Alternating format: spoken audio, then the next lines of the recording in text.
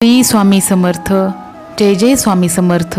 स्वामी भक्तांनो, आज मी तुमच्यासाठी नाही रे नाही कुणाचे कुणी भाग 18 घेऊन आलेली आहे आणि हा शेवटचा भाग आहे. मागच्या भागात आपण पाहिलं की रामानंद स्वामी आणि त्यांच्या पत्नी भावाच्या मुलांना भेटायला त्यांच्या गावी जातात, जाब विचारण्यासाठी की आपल्या आईवडिलांसोबत असं कोणी वागू शकतं का. परंतु जेव्हा ते भेटायला गेले तेव्हा त्यांना कळालं की मुलांनी सांगितलं की तुमची आणि आजीची माफी मागावी आणि त्यांना त्यांची चूक कळावी, म्हणून आम्ही सर्वांनी हे आतापर्यंत नाटक केलं आहे. मुलांचं हे वाक्य ऐकून रामानंद स्वामी आणि त्यांच्या पत्नीला अत्यानंद झाला आणि समाधानाने ते घरी परतले. घरी परत येत असताना त्यांनी गंगा पूजनाचं आमंत्रण देऊन घरी आले. त्यानंतरची कथा क्रमशः. त्यानंतर गंगा पूजनाच्या दिवशी सर्वजण आपल्या परिवारासह उपस्थित होते. दुर्गा आपल्या नवऱ्या आणि मुलांसह कार्यक्रमाला उपस्थित होती. सदानंद आपल्या पत्नीसह आला होता. तिकडून उदय, उज्ज्वल, उज्ज्वला, प्रमोद, प्रमोदिनी, प्रज्ञा, साक्षी, निरंजन, मीना, पिंकी, चिंकी, टीना आणि चिकू सर्व लमाजमा उपस्थित होती. उदय आणि उज्ज्वलने आपल्या आईवडिलांच्या चेहऱ्यावरूनच ओळखले की आपल्या आईवडिलांना आपल्या बाबांकडून सारं सत्य समजलं असावं, कारण त्यांच्या चेहऱ्यावर नेहमीसारखा राग दिसत नव्हता. म्हणून काही न बोलता सरळ माफी मागितली आणि शांतारामने त्यांना आलिंगन दिले. दुर्गाने रामानंद स्वामींचे चरणस्पर्श केले. तसा त्यांनी आशीर्वाद दिला की यावेळी तुला मुलगाच होईल, फक्त पांडुरंगावर विश्वास आणि श्रद्धा ठेव, तुझी मनोकामना जरूर पूर्ण होईल. त्यावर ती म्हणाली, बाबा, मला पांडुरंग खरंच पावला तर मी त्यांची वारी नित्यनियमाने करीन. शंकर बोलला, मी सुद्धा वारकरी होईन. जावई बापू, पांडुरंगाची भक्ती अढळ आहे, अढळ श्रद्धेने करायची असते. मग तो न मागताच सर्व काही आपल्याला देत असतो. त्यानंतर प्रज्ञा आणि साक्षी या दोघींनी सुद्धा पुत्रवती भव असा आशीर्वाद मिळाला. उदय आणि उज्ज्वल सुद्धा म्हणाले की आम्हाला मुलगा अथवा मुलगी कुणीही झाली तरी आम्ही पांडुरंगाची वारी करू. एक एक करून सर्वजण रामानंद स्वामी आणि जानकीबाईंच्या पाया पडले. नंतर कौशल्याबाईच्या पाया पडले. मुलंसुद्धा पाया पडली. त्यानंतर सर्वजण आपापल्या घरी परतले. 1 वर्षाच्या आत तिन्ही घरात पाळणे हल्ले. उदय आणि उज्ज्वल या दोघांना मुलगीच झाली, मात्र दुर्गाला मुलगा झाला. त्यामुळे तिच्या सासूबाईला म्हणजेच सुशीलाबाईंना आनंद पारावार राहिला नाही. त्यांनी सर्वांनी विठ्ठलाची भक्ती सुरू केली. कौशल्याबाईंचे मन एकदम तृप्त झाले. त्यांच्या सर्व इच्छा पूर्ण झाल्या होत्या.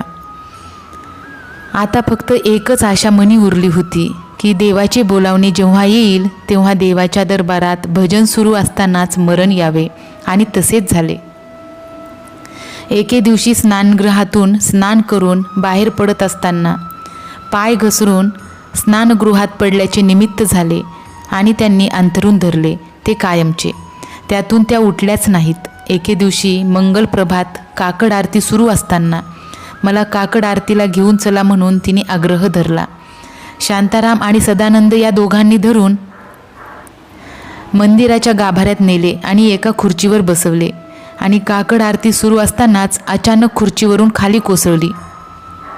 सर्वजण त्यांच्याजवळ धावले. त्यांच्या नाकाजवळ आपले बोट धरले.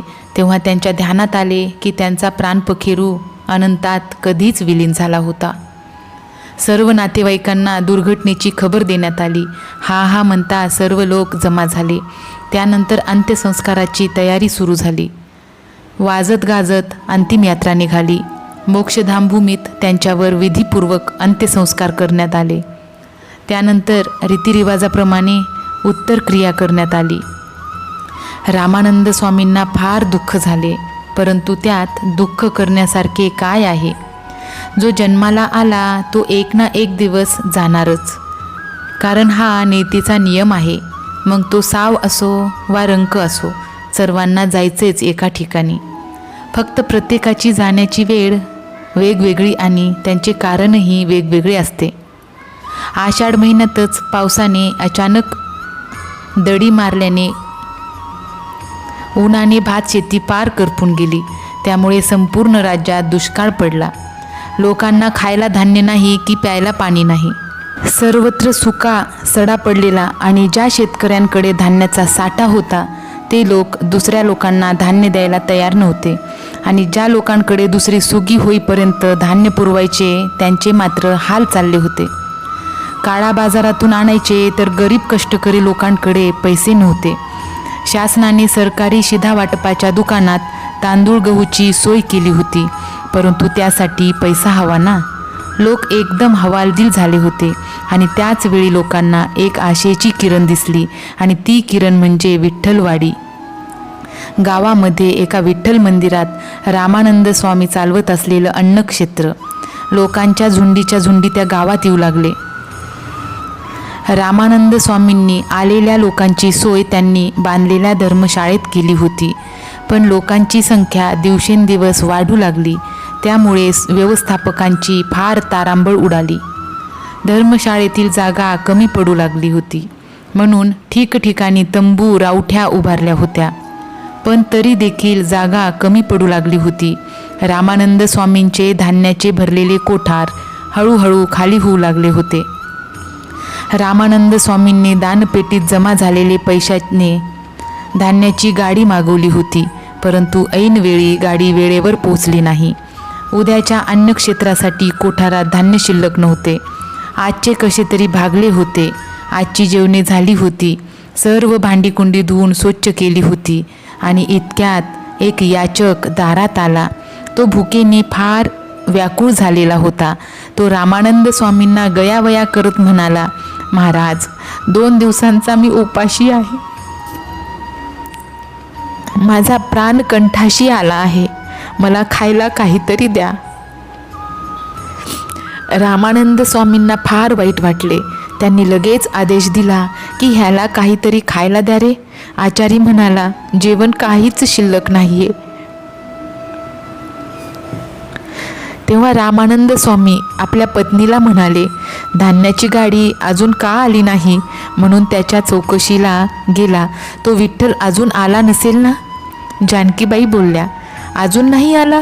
रामानंद म्हणाले, मग त्याचे जेवण ठेवले असेल ना? जानकीबाई उत्तरल्या, हो आहे. मग ते आणून वाढ त्याला.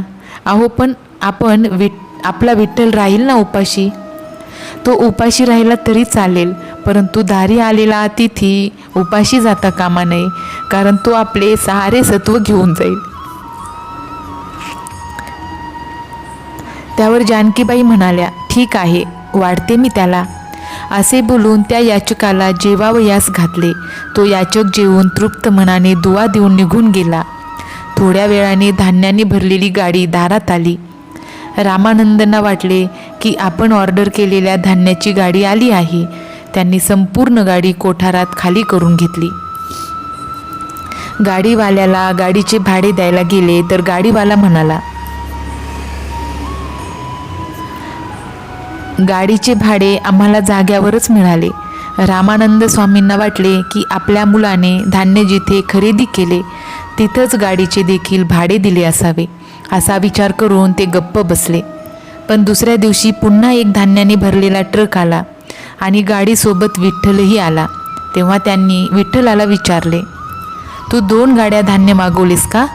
विठ्ठल म्हणाला, नाही. अरे, मग काल एक धान्याची गाडी आली आणि आम्ही खाली करून पण घेतली. बाबा, काल आलेली गाडी आम्ही पाठवलेली नाही, मग तुला यायला इतका उशीर का झाला? आमची गाडी रस्त्यामध्ये बंद पडली होती म्हणून यायला उशीर झाला. असे म्हणताच रामानंद स्वामींच्या ध्यानात आले की काल आलेली गाडी प्रत्यक्षात विठ्ठलाने पाठविली. त्यांनी धान्याची गाडी खाली करून घेतली. गाडीवाल्याला गाडीचे भाडे दिले. तसा तो निघून गेला. तसे रामानंद स्वामी विठ्ठल मंदिरात आले आणि विठ्ठलाला दोन्ही हात जोडून बोलले, विठ्ठला, तुला भक्तांची किती रे काळजी. मागवलेल्या धान्याची गाडी रस्त्यामध्ये बंद पडली म्हणून तू स्वतः पाठवलेस धान्य, होय ना?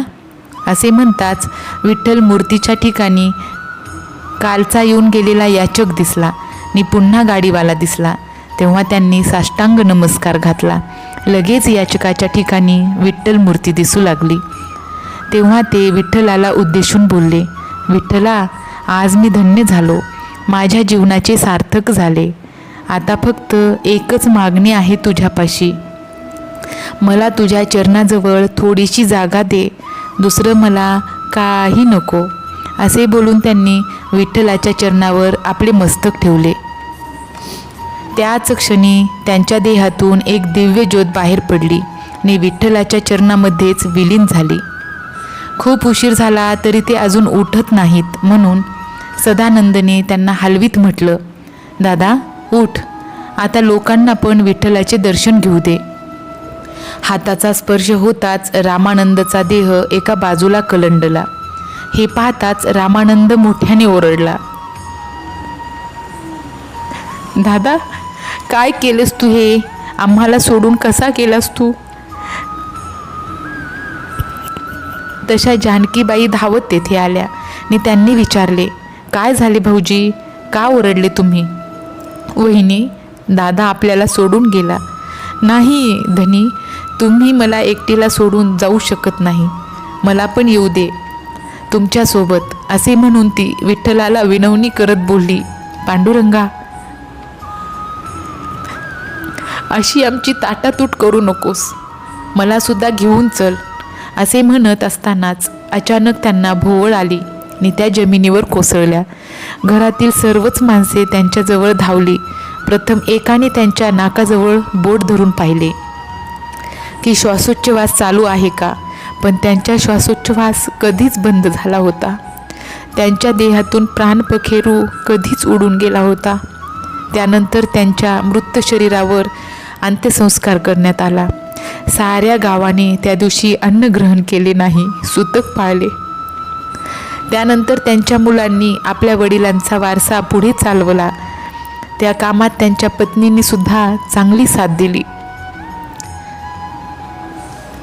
तर स्वामी भक्तांनो, नाही रे नाही कुणाचे कुणी असे एकूण 18 भाग आपण आज पूर्ण केले आहेत.